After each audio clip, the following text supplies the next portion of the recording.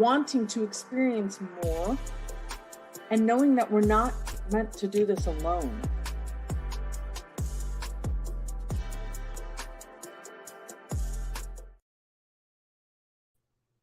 Welcome to Chronicles of the High Powered Female CEO. This is episode 11. I'm so excited that we are at episode 11 and that we have Gila with us today. Welcome, Gila. Thank you, Melissa. I'm happy to be here. Awesome.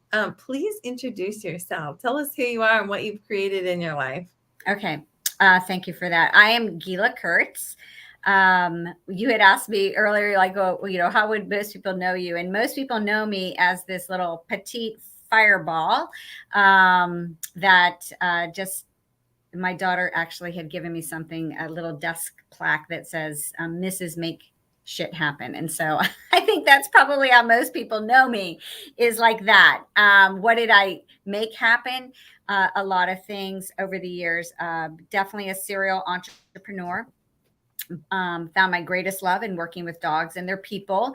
And through that love, as a professional dog trainer, started a company with my husband called Dog is Good, which is a lifestyle brand for dog lovers. Currently, you can find us online, yes, but also we sell into retail stores all over the world. We have an amazing business opportunity for dog lovers who want to collaborate with our brand. And yeah, we just do a lot of fun things. But at the essence of it all is we know dogs can change the way you see the world. And I think many dog lovers can relate to that. And that's what we celebrate, that the power of the dog-human bond.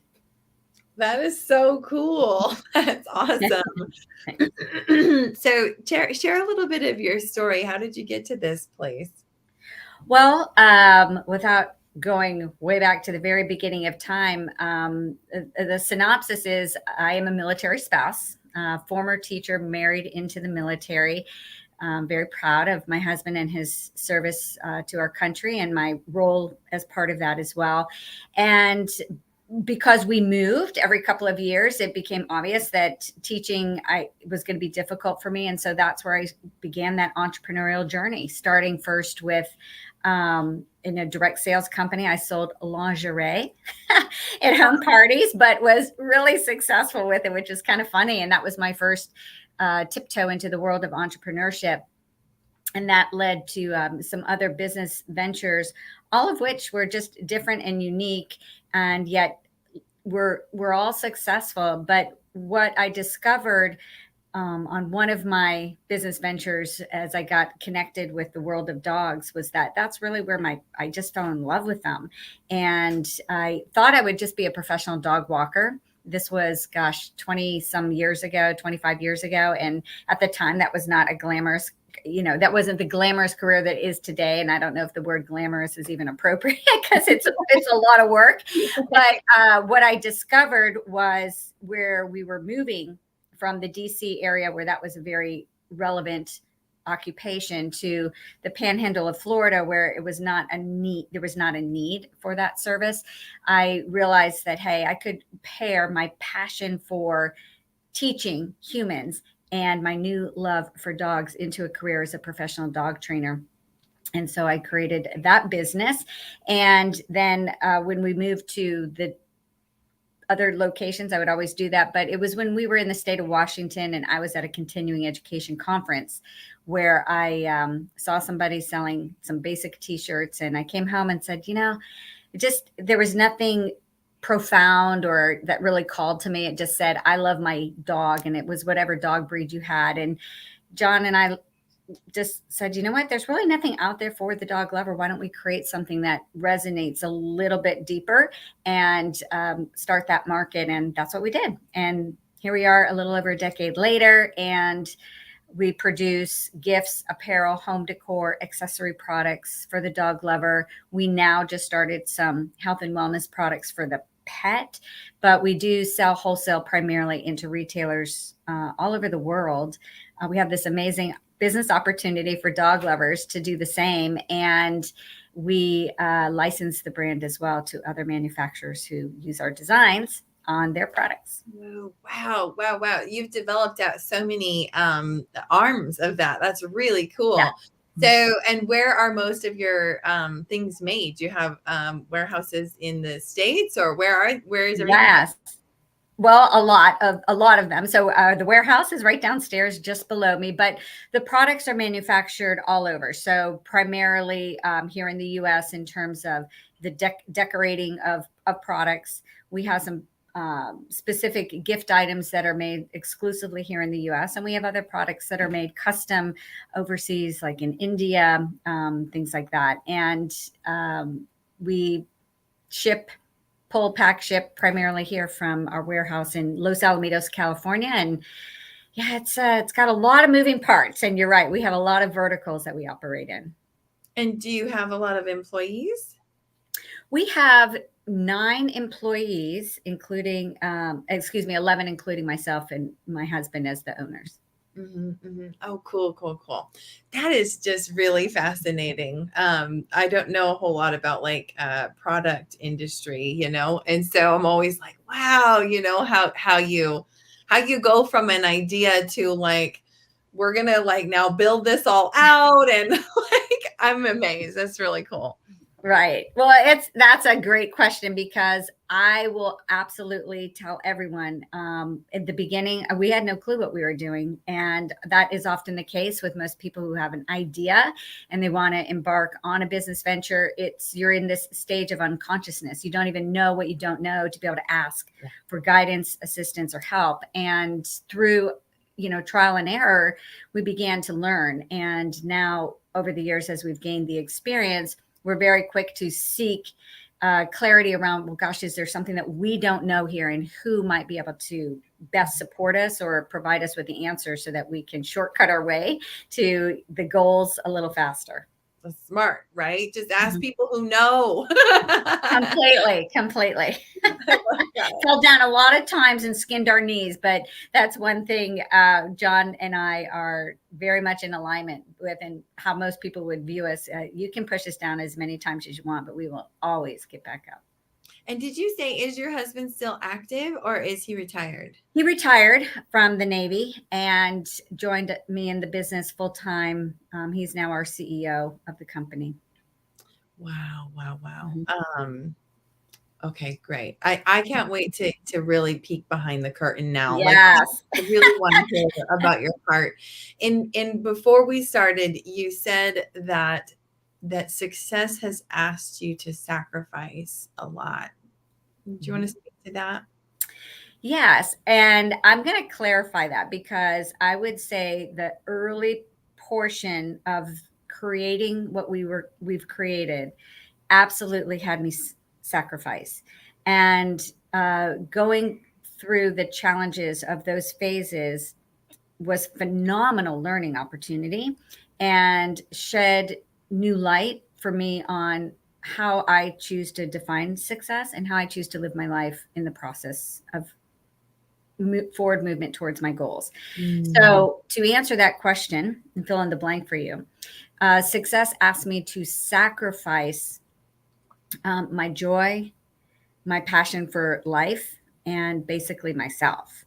And the reason I filled in the blank to that question that you shared, or that left open, is again, in the beginning, not knowing what we didn't know, and not knowing at the very beginning that vision and clarity for where you want to go and how you are going to get there.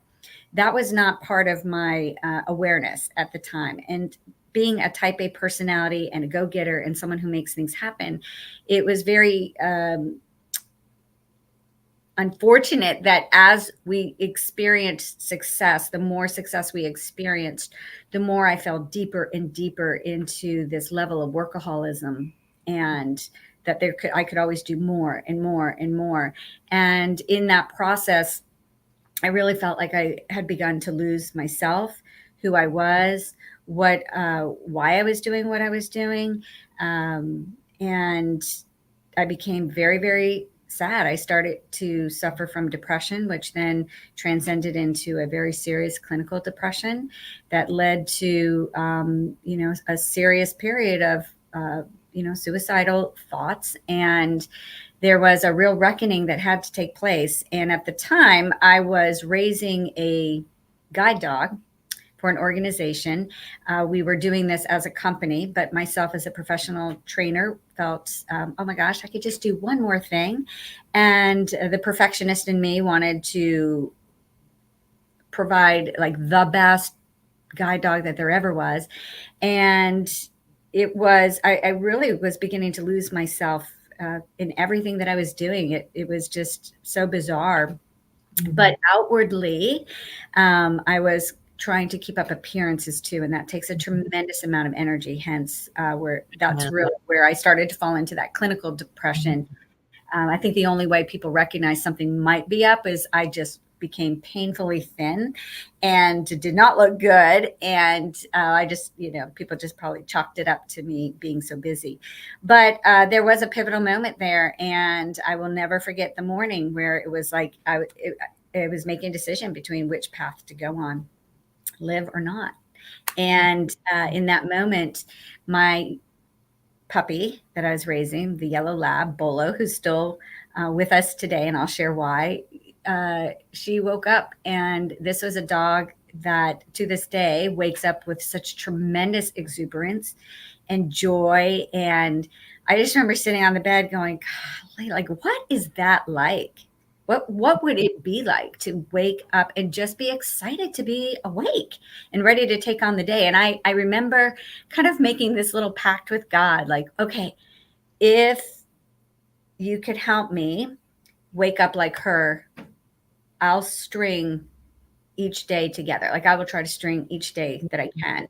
And so that's what I did. And then made this conscious decision to just start looking to her for some specific lessons, because as dog lovers and dog parents know that there is something incredibly unique and profound in this relationship we have with them, this unconditional love that we receive, but also this ability to be 100% purely authentic, know that you're not judged, made it possible for me to just sort of have these little self conversations or conversations with her alone. And being that I am a very disciplined human being as well, it's like, okay, I'm just going to do this.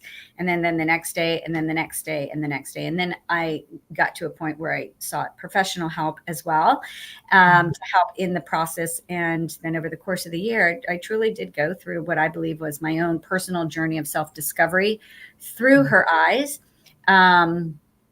And in that breakdown, those breakdown moments, as people often hear, that can be cliche, but there's so much truth to it, that that became my breakthrough. And truly, it became the way in which I live my life each and every day. I wrote a book about it.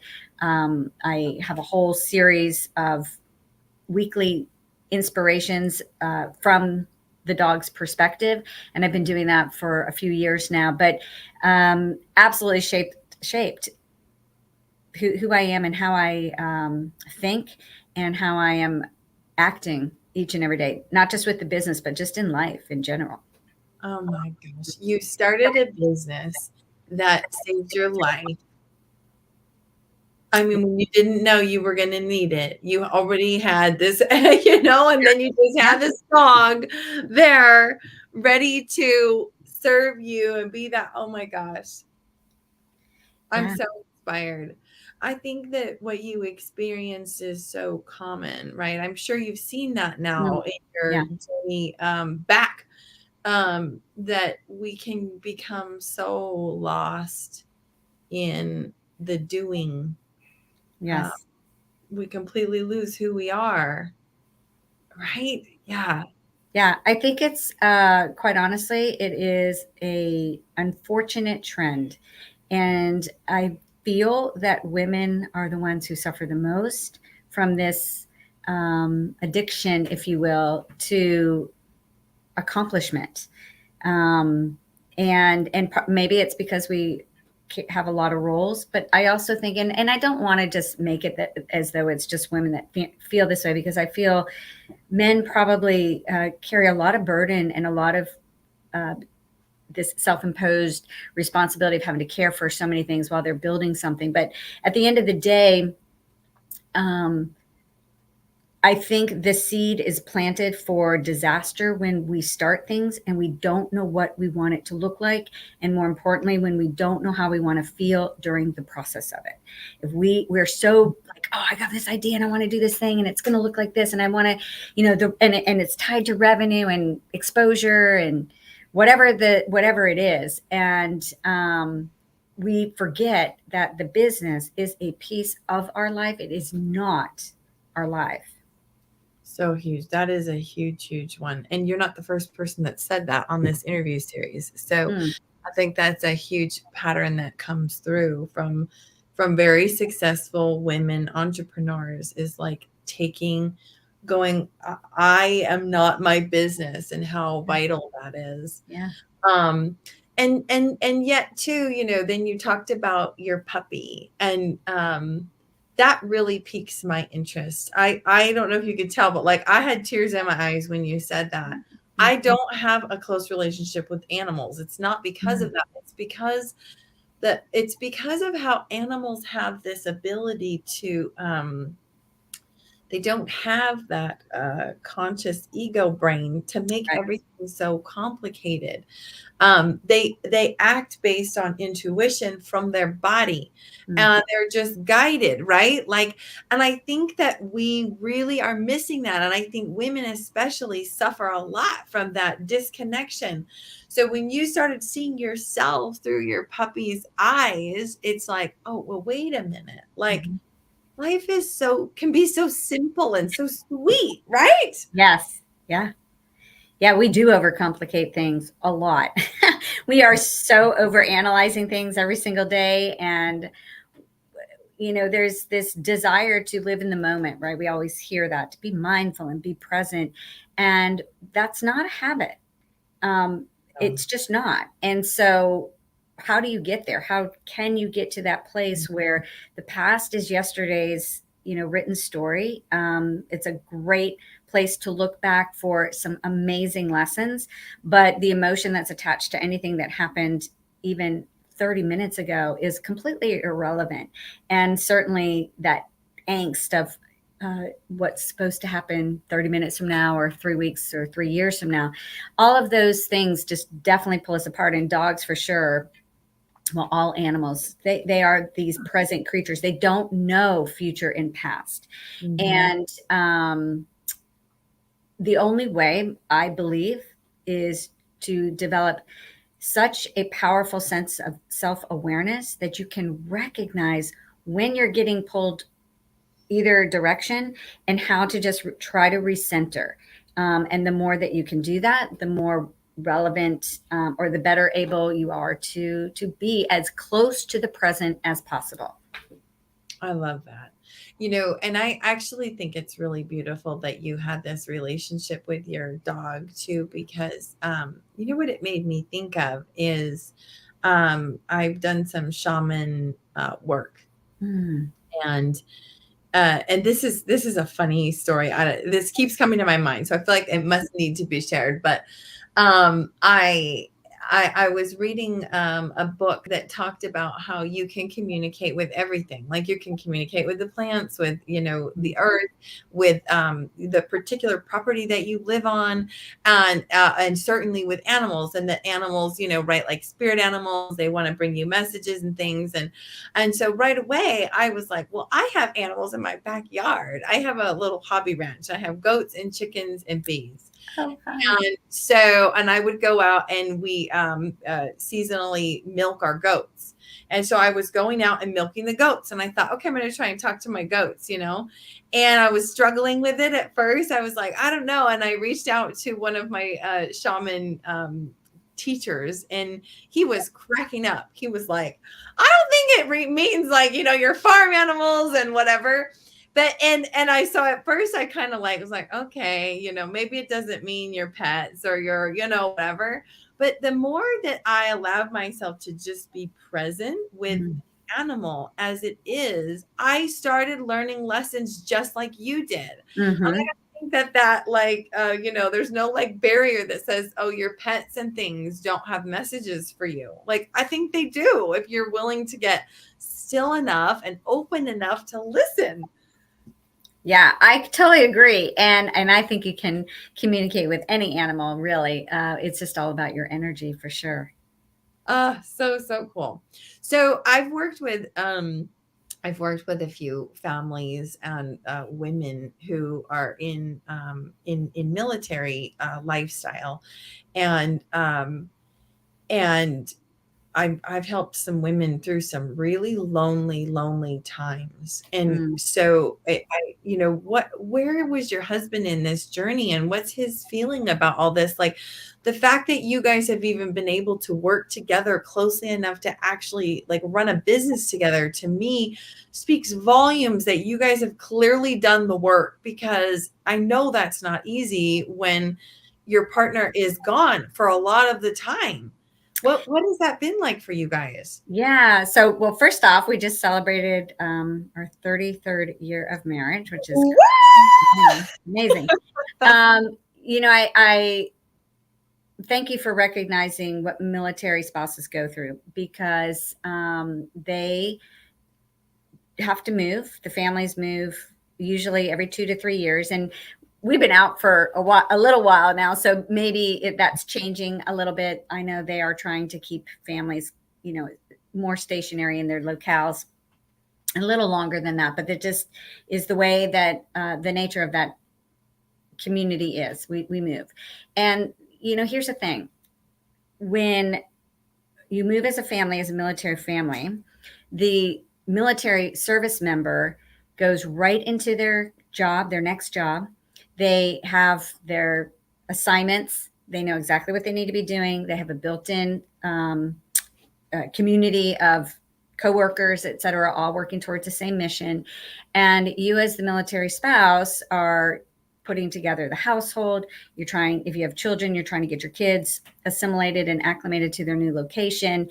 And while it's certainly the military spouses just hover in support of each other, it's so amazing. There's always this question, at least it was for me. I can't speak for all of them, but I remember every time moving and getting in the car and watching that moving van pull away, being scared. I had to go to another place. And like, I would always say, well, what if no one likes me?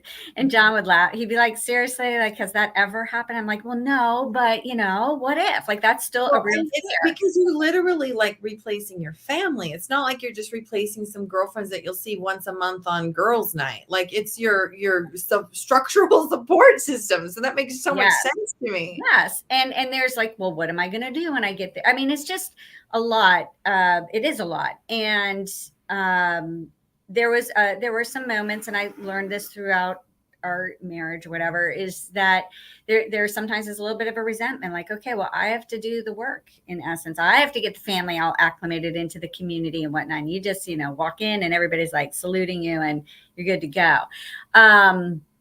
So I think in any relationship, there comes a point, and it certainly happened for me, where you have to stop for just a moment and realize that your partner is not responsible for your happiness.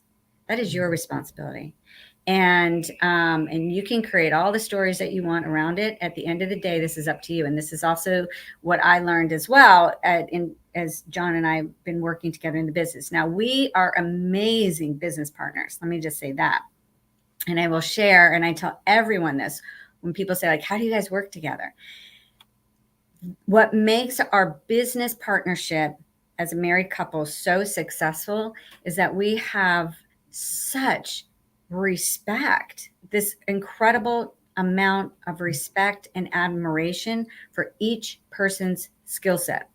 And beautifully, we are like complete opposite type personalities, which is so funny. We just did a trade show, actually, and somebody even commented on the picture. They're like, oh my gosh, you can totally see your personalities. Where I'm like, yay. And John's, very stoic standing there in the photo. And I was like, yeah, well, this is totally like the dichotomy of what makes us work. But that's why. So there's that, and the ability to communicate and to be able to compartmentalize that. Hey, we're committed to our employees. We're committed to our mission of greater good. And so that is important. Now, with each other, we also have a lot of common common things. But I really have to honestly say that until several years ago, I sat down and just was like, God, I'm just going to take responsibility for me, my own happiness, and not put so much pressure on my spouse to be the deliverer of that. And I'll tell you, once I was able to do that, things become very magical. But the success of the relationship within the business is truly based on trust and mutual respect.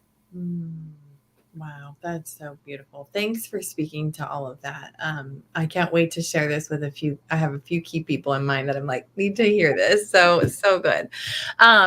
So Gila, before we wrap up, I always ask one question to all of my interviewees, which is more of a question for your heart. And it's just an opportunity for us to get to know you better. And the question is, what is one time that was one of the most fulfilling experiences that you've ever had in your life? I have to, this is going to sound so cliche, but it's so true. The most fulfilling experience that I have had in my life is honestly birthing my child. This getting to hold this little human being in my arms, and this is even before my starting any of this business or anything like that, but just being just so enthralled with the idea of helping another human being step into their own, grow up and step into their own greatness. This is an interesting experience. I just want to share this because I think it's really important as a mom. I wouldn't say it was like the most joyful moment, but it was the most profound moment as a mother. And it was this realization that my daughter is not me. When she was 6, we lived at the Army War College in Pennsylvania, and she had there were a lot of neighborhood girls around her age. And I was one of those okay, we're going to do the crafts and we'll do the baking. We always had things going on at the house. And I remember pulling up to the home and she said, hey, can we wash the dogs? And we give the dogs a bath. And I was like, that's a great idea. Let's invite all the kids and their dogs. And she stopped and she's like, Mom, why do you always have to have everybody? Why can't it just be me? And in that moment, it occurred to me, I am such an extrovert, and she and my husband actually are way more introverted, and she didn't like to do all those things. But bottom line is this, in that moment, I realized this child is not an extension of me. She is her own little person with her own ideas, her own feelings, her own goals and different stuff. And I have carried that every single day with me to this very moment. And that has made such a difference in I think the relationship that she and I have, and certainly the path that she has been able to take without friction, too much friction, let's say, between myself and her. And so, for that, I think. Now. What's that? Oh, she's 24. 24, and she's doing, I want to talk to you after we're done here, because I think she's entering similar work to what you do, but cool. yeah, so I want to connect you both. But she makes me very, very proud, and at the same time, even as recently as this past week, I am reminded constantly she is not me, and it is I need to allow her to live. I am not going to impose the way I think on her, because that's just not possible, right? And that's also part of a relational thing as well. That is beautiful, and thank you for sharing. That tender moment. You're also not the first person who has said that, but I feel like I don't know. There's just something special. You can feel somebody's heart when they're sharing from that place. So thank you for letting your heart be seen with us today. And Gila, thank you so much for saying yes to being featured on this series. Well, it's my pleasure. So thank you. And I certainly have enjoyed connecting with you today. Great. You guys, make sure you don't miss an episode. Go to melisakeenan.com and register there so that you get all the notifications when we feature other amazing women. And if you are a dog lover, you must go follow Gila and check out her. What's the brand called again? It's called Dog is Good. So just go to dogisgood.com. You can find everything you want for yourself, for your dog loving friends. So you can find some things for your dogs now there as well. And most importantly, if you know anyone who wants to start a side hustle business, we have a phenomenal opportunity with pop-up shops and our brand. And we're having so much fun helping them build their own businesses. So cool. Thanks so much, Gila. Thanks, guys, for watching. Bye.